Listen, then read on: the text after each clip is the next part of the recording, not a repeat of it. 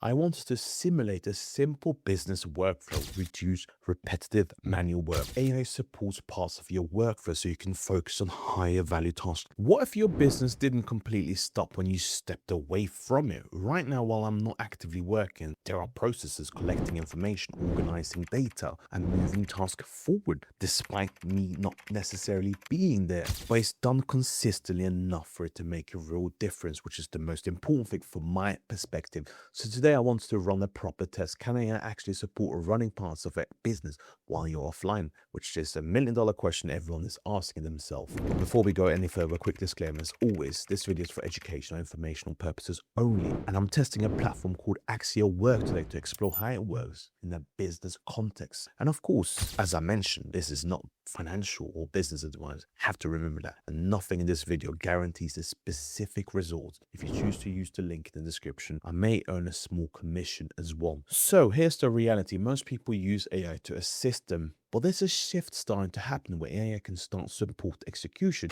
not just provide suggestions, but actually support your execution. And that's why I wanted to explore, not can AI run a business for you completely, but can it reliably support parts of the business process? That's what I truly wanted to find out. So what is Axial Work? That's probably what you're wondering right now. The simple way to think about it is this: it's designed as a team of AI agents built for business tasks. Instead of just giving answers, it can carry out action, interact with tools, and help move workflows forward. And one key difference is that it's built specifically for business use cases, not just general conversations. Before I show you the test though, there are two important things to understand. Agent expertise. You don't use one AI, you select specialized agents depending on the task. For example, a marketing focused agent, a data focused agent, a store building agent. Each comes with built-in capabilities tailored to that role. That's very important to understand. The second point is connectors and skills. It also integrates with different tools through connectors and built-in skills.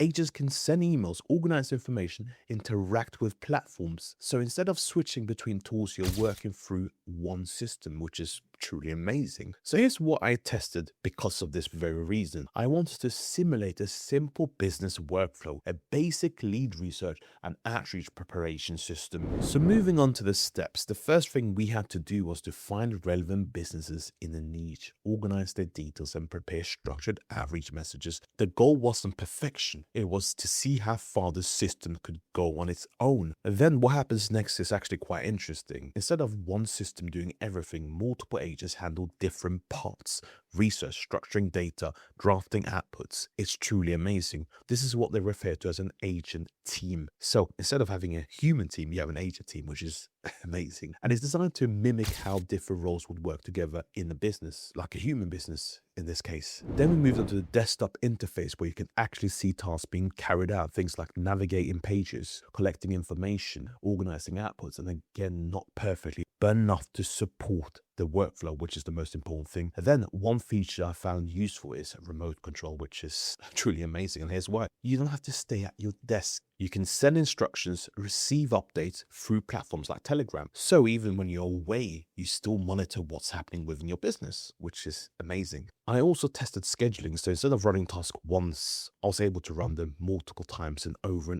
again, which is really helpful if you rely on consistency for a number of things within your business. And that really helped with the workflow from that perspective. And so now you're probably wondering, Yoma, what were the results? Well, they are the following. The system gathered relevant information, structured it, secondly, and generated usable outputs. But here's the honest takeaway. This doesn't replace decision making, of course. I'm not trying to promote that. It doesn't remove the need for strategy. You still need strategy, and it still requires oversight, refinement, and clear direction. What it can do, though, is reduce repetitive manual work, which is what I think everyone should be thinking about using AI for in order to eliminate manual work, because that can obviously save you a lot of time and obviously saving you money in the process and increase your efficiency. So the shift isn't AI does everything for you. It's AI supports parts of your workflow so you can focus on higher value tasks like I just mentioned in order to increase your efficiency and increase your output. And for a lot of businesses, that alone can make a meaningful difference, especially the smaller you are. Because the smaller you can't necessarily afford